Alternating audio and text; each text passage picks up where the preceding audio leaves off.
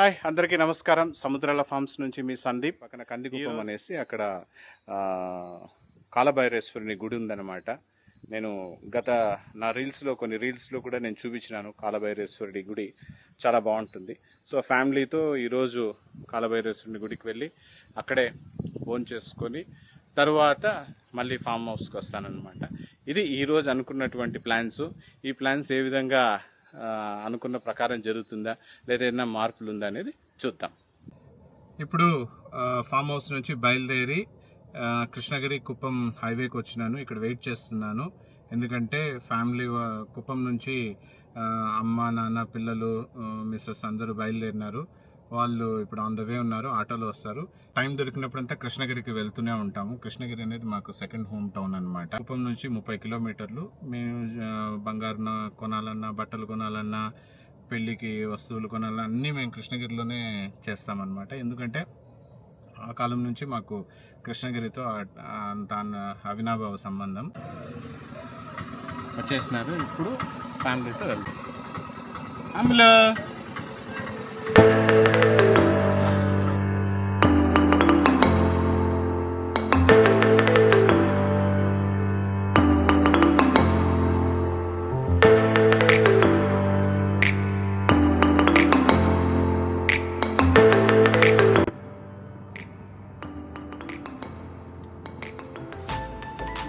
కందికుప్పం ఇక్కడి నుంచి 4 కిలోమీటర్స్.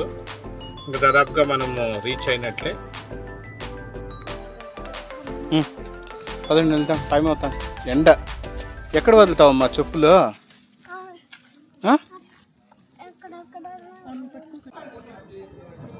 ఇప్పుడు మనము కాలభైరేశ్వరుని గుడిలో ఉన్నాము.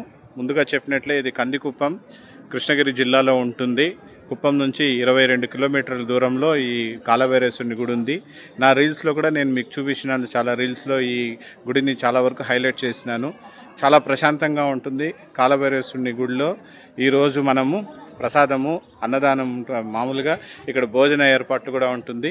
రండి చూద్దాము. ఈ గుడి ఈ మధ్య కాలంలో బాగా 5 ఏళ్లలో బాగా డెవలప్ అయిందండి.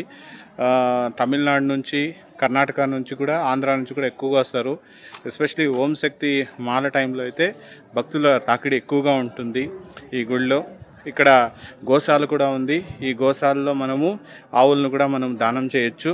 ఈ మధ్య కాలంలోనే మేము 4 దూడలను ఇక్కడ ఈ గోశాలకు దానంగా ఇచ్చినాము. అన్ని ఫార్మాలిటీస్ కంప్లీట్ చేసి. చాలా పవిత్రమైనటువంటి, మహిమ కలిగినటువంటి గుడి అనమాట ఈ కాలభైరేశ్వరుని గుడి. ఇక్కడ నేను ఇంకా మీకు మోర్ క్లిప్పింగ్స్ యాడ్ చేస్తాను, చూడండి. ఇప్పుడు మనం ఈ కాలభైరేశ్వర నిలయం గురించి మనం కొన్ని విషయాలు తెలుసుకుంటాము. ఈ కాలభైరేశ్వర నిలయం 2013లో గురువులైనటువంటి తవతిరు భైరవ స్వామి చేత ప్రారంభించబడింది అన్నమాట. అంటే దీని యొక్క ముఖ్య ఉద్దేశం ఏమంటే, సమాజంలో ప్రజలు సుఖ సంతోషాలతో, ఎటువంటి రాగద్వేషాలు లేకుండా పీస్ఫుల్గా, స్ట్రెస్ ఫ్రీగా జీవించాలనేటటువంటి ఒకే ఒక ఉద్దేశంతో ఈ ఆధ్యాత్మిక కేంద్రాన్ని స్వామి గురువులైనటువంటి తవతిరు భైరవ స్వామి గారు స్థాపించినారనమాట. అంటే ఇక్కడ ఆధ్యాత్మికంగా చాలా కార్యక్రమాలు జరుగుతూ ఉంటాయి. ఈ శ్రీ తిరుపుర భైరవ సమేత అరుల్మిగు శ్రీ భైరవనాథన్ టెంపుల్ ఎక్కడ లొకేట్ అయిందంటే 3 కొండల మధ్యలో. అంటే ఆ కొండల పేర్లు శివగిరి, మూసట్టు, బ్రహ్మ అనేటటువంటి ఈ 3 మౌంటైన్స్ మధ్యలో వెలిసినటువంటి ఈ దివ్యక్షేత్రమే ఈ భైరవనాథ టెంపుల్. ఇది ఎక్కడొస్తుంది అంటే తమిళనాడులోని కృష్ణగిరి జిల్లాలో, కృష్ణగిరికి దాదాపుగా ఒక 8 కిలోమీటర్ల దూరంలో, కుప్పం అంటే మేముండేటటువంటి ప్రాంతం కుప్పం నుంచి 22 నుంచి 24 కిలోమీటర్ల దూరంలో కందికుప్పం అనేటటువంటి ఒక ఊర్లో వెలిసినటువంటి ఈ దివ్యక్షేత్రమే శ్రీ భైరవ నిలయం.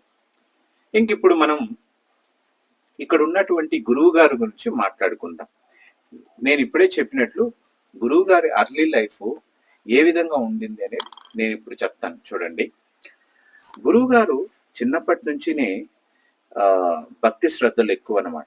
అంటే తన 8వ ఏటనే మట్టితో వినాయకుడు, శివలింగాలు, అమ్మవార్లను చేయడం, ఆ మట్టితో చేసినటువంటి విగ్రహాలకు పూజలు చేయడం, గురువు గారు చేసేటటువంటి పూజకు ఆ చుట్టుపక్కన గ్రామాల్లో ఉండేటటువంటి ప్రజలు ఆకర్షితులు కావడం, వారు కూడా ఆధ్యాత్మికంగా ఈ గురువు గారితో పాటు పూజలు చేయడం, ఈ విధంగా చిన్నప్పుడే ఆధ్యాత్మికం వైపు తన అడుగులు అనేది ప్రారంభమైంది. అదేవిధంగా 10వ ఏట శ్రీ గురువు గారు ఏం చేసినారంటే అమ్మవారి గుడిలో ఒక పెద్ద పండగ నిర్వహించినారనమాట.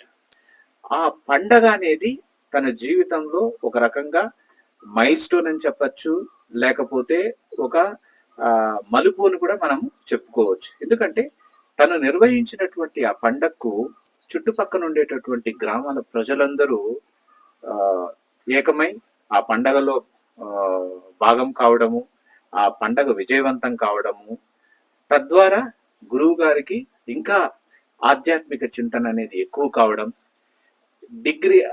ఎక్కువ కావడం వల్ల ఆధ్యాత్మిక సేవలో, భగవంతుని సేవలో ప్రతిరోజు పాల్గొనేవాడు అనమాట.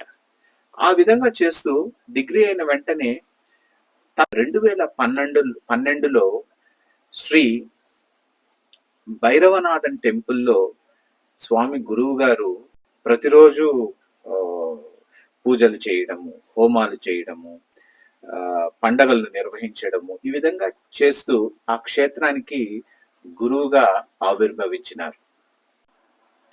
ఇక్కడ ఏమేం కార్యక్రమాలు ఈ భైరవ నిలయంలో జరుగుతాయనేది ఇప్పుడు చూద్దాం. భైరవ నిలయంలో మఠం ఉంది, ఆశ్రమం ఉంది, నిత్య అన్నదానం సదుపాయం కూడా ఉందన్నమాట. ఇప్పుడు మఠం గురించి మనం తెలుసుకుంటాం.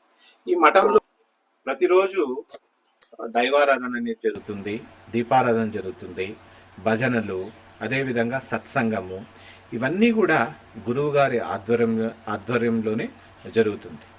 ఎస్పెషలీ సోమవారం 7 నుంచి 8 గంటలకు సత్సంగం అనేది ఉంటుంది. ఈ సత్సంగానికి గురువు గారు వస్తారు. అక్కడ తోటి భక్తులతో కలిసి గురువు గారు కూడా భజనలు చేస్తూ, ఇక్కడ చూసినా చూడండి, నీటి కొలంలో గురువు గారు పిల్లలతో ఏ విధంగా ఆడుకుంటున్నారో చూసినారా. ఇక్కడ నేను అప్పుడు వీడియో తీసినాను. ఈ విధంగా పిల్లలకు ఈత నేర్పించడము, అన్ని యాక్టివిటీస్లోనూ గురువు గారు పాల్గొంటారన్నమాట. ఇప్పుడు మనము ఆశ్రమం గురించి మాట్లాడదాం. ఈ ఆశ్రమం నేను చెప్పినట్లే 2020లో స్టార్ట్ చేసినారు. సాధువుల కోసం ఈ ఆశ్రమాన్ని నిర్మించినారు. అంటే సాధువులు ధ్యానం చేసుకోవడానికి, దీక్షలు చేయడానికి, గోసేవ చేసుకోవడానికి ఈ ఆశ్రమం అనేది ఉపయోగపడుతుంది. ఇక్కడ కొన్ని నియమ నిబంధనలు ఉన్నాయి. అంటే డ్రెస్ కోడ్, మన ధరించేటటువంటి దుస్తులు, మగవారైతే పంచకట్టుతో ఉండాలి, మహిళలైతే చీరను ధరించి ఈ ఆశ్రమానికి రావాలి. ఎవరైనా ఈ ఆశ్రమంలో చనిపోతే సాధువులు, ఈ ఆశ్రమ పద్ధతిలో దహన సంస్కారాలు చేయబడుతుంది. ఈ మిగతా కార్యక్రమాలన్నీ కూడా హిందూ ధర్మం ప్రకారం ఆ 11 రోజులు ఆ కార్యక్రమాలన్నీ చనిపోయిన వారి పేరు మీదుగా జరుగుతుంది అన్నమాట. ఇంకా యాక్టివిటీస్ గురించి మాట్లాడుకుంటే ప్రతిరోజు ఆశ్రమంలో కానీ మఠంలో కానీ నేను చెప్పినట్లే సత్సంగము, భజనలు, ప్రేయర్స్ జరుగుతుంది. తరువాత పంచాంగ పఠనం అనేది జరుగుతుంది. మంచి రోజుల్లో అంటే అమావాస్యకు కానీ పౌర్ణమికి కానీ ప్రత్యేక పూజలు అనేది నిర్వహిస్తారు. కాలభైరవేశ్వరుని గుడిలో ఇంకా రాబోయే రోజుల్లో ఇంకా కార్యక్రమాలు ఇంకా పెరిగే సూచనలు మనకు కనిపిస్తున్నాయి. ఎందుకంటే భక్తుల తాకిడి ఎక్కువగా ఉంది. అదేవిధంగా గుడి డెవలప్మెంట్ కూడా అనుకున్న దానికన్నా ఎక్కువగానే జరుగుతున్నది. దాతలు విరాళాలు కూడా బాగానే ఇస్తున్నారు.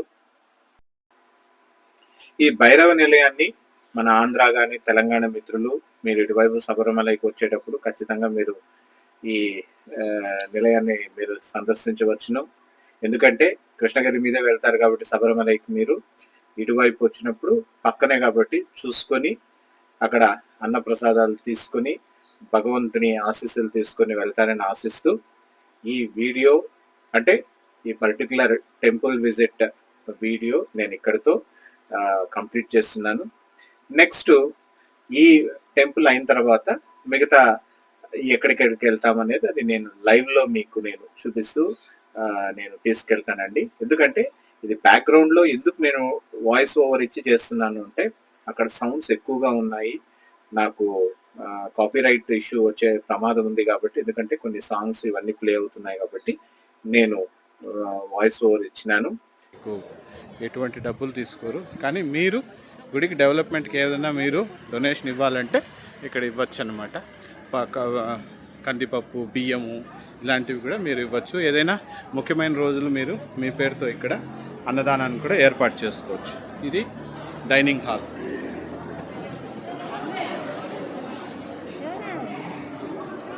ఈ విధంగా మనం క్యూలో వెళ్ళాలి. దేవుడి కాలభైరవేశ్వరుడి ప్రసాదం ఇప్పుడు మనం తీసుకోబోతున్నాము. చాలా బాగుంటుంది. ఇక్కడ వీళ్ళు వీడియో అలో చేయరు కాబట్టి నేను ఇక్కడ డిస్కనెక్ట్ చేస్తున్నాను. చూద్దాం, వాళ్ళు కానీ అలో చేస్తారంటే నేను ఏమేమి ప్రసాదం పెడతారో చూపిస్తాను.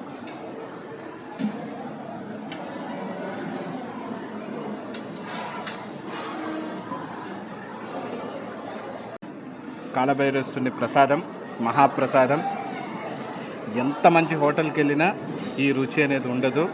అది ఎందుకంటే ఇది దేవాలయము, దేవస్థానం కాబట్టి దేవస్థానంలో మనం గంజి తాగిన ఆ రుచి అనేది అది చెప్పలేనటువంటి అనుభూతి.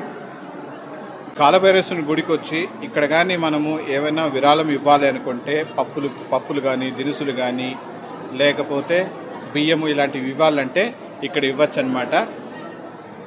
சார் எனக்கு வந்து ஒரு யூடியூப் சேனல் இருக்குது, அதில் வந்து இது எல்லாமே நான் எக்ஸ்பிளைன் பண்ணுறேன். உங்களுக்கு பிரச்சனை இல்லை தானே?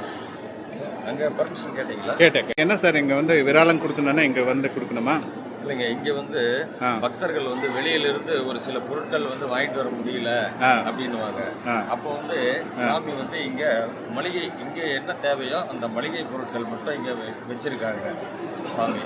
இப்போ வர பக்தர்கள் வந்து அவங்களால முடிஞ்சது என்ன உண்டோ அன்னதானத்துக்கு பொருளாவோ இங்கேருந்து வாங்கி அன்னபூர்ணியாண்ட டைரெக்டாக அவங்க கையால் ஒரு பொருள் வாங்கினாங்கன்னா அவங்க பேர் இதில் எழுதி அந்த பேரோட கொண்டு போயிட்டு அங்கே அன்னபூர்ணியாண்ட வச்சுட்டு அங்கே சமைக்கிறதுக்கு எடுத்துக்குவாங்க அன்னதானத்துக்கு.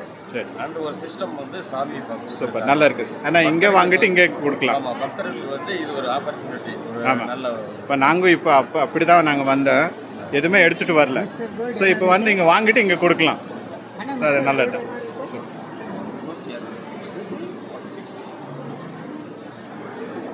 எவ்வளோ சார் இது என்ன? இது 740 ரூபா. 740. ఓకే, 760. సరే. సో ఈ విధంగా ఉంటుంది. అంటే ఆయన ఏం చెప్తున్నాడు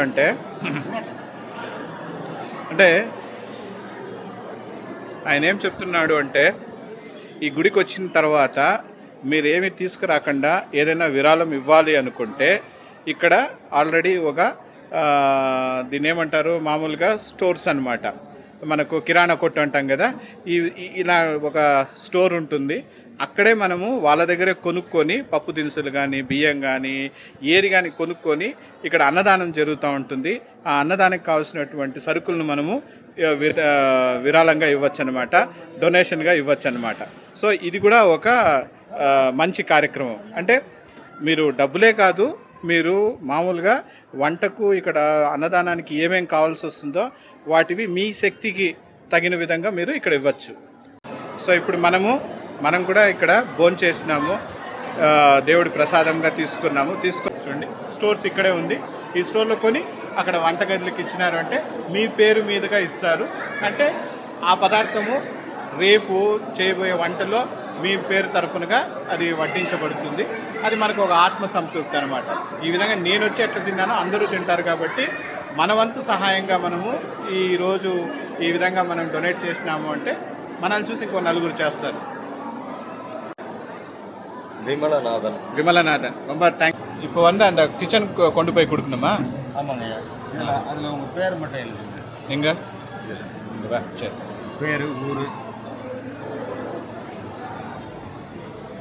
40 rupees செஞ்சுருக்கோம்.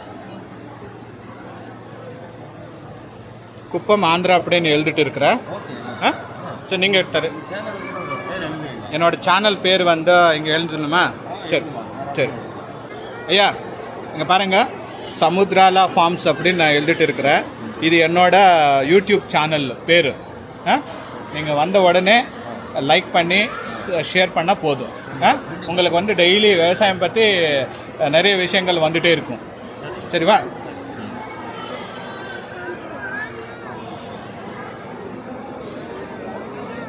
ஏம்மா, థ్యాంక్స్ వేములనాథన్.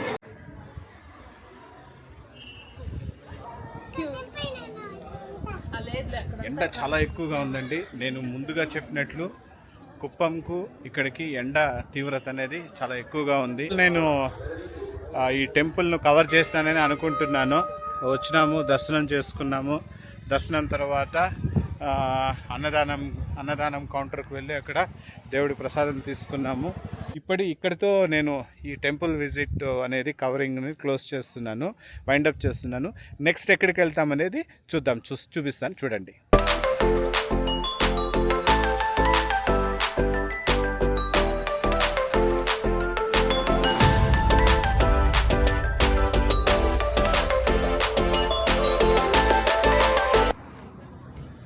ఇప్పుడు మనము ఆనందాస్ వెజిటేరియన్ హోటల్ ముందరున్నాము. ఆంబూర్ తర్వాత అక్కడ స్కిప్ చేసి ఇక్కడికి వచ్చినాము. చెప్పు హాయ్. అయిందా నిద్ర? మా నిద్రపోయినావా? ఎంతసేపు నిద్రపోయినావు? ஓகே. நம்ம இப்போ சமோசா வேறு என்ன இருக்குது? இப்போ பக்கோடா மாதிரி இருக்குதா? இந்த மஞ்சள் என்னென்னா இந்த கிரேவி மாதிரி வேண்டாம், நம்ம ட்ரையாக பக்கோடா மாதிரி வேணும். என்னென்னா செக் பண்ணி பாரு. ஏய் ఏ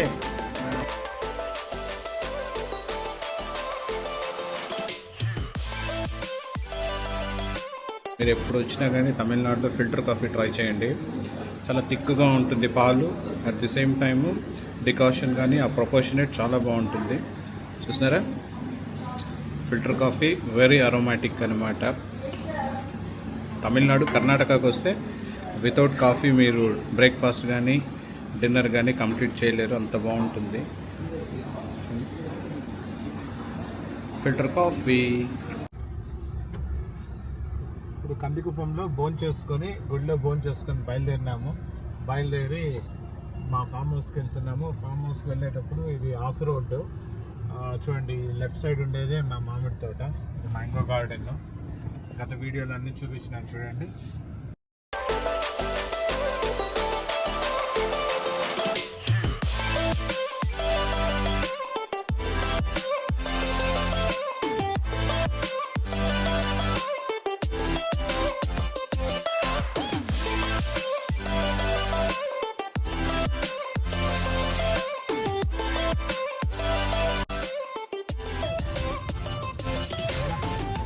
కందికుప్పం నుంచి మార్నింగ్ ఇక్కడి నుంచినే కందికుప్పం బయలుదేరినాను.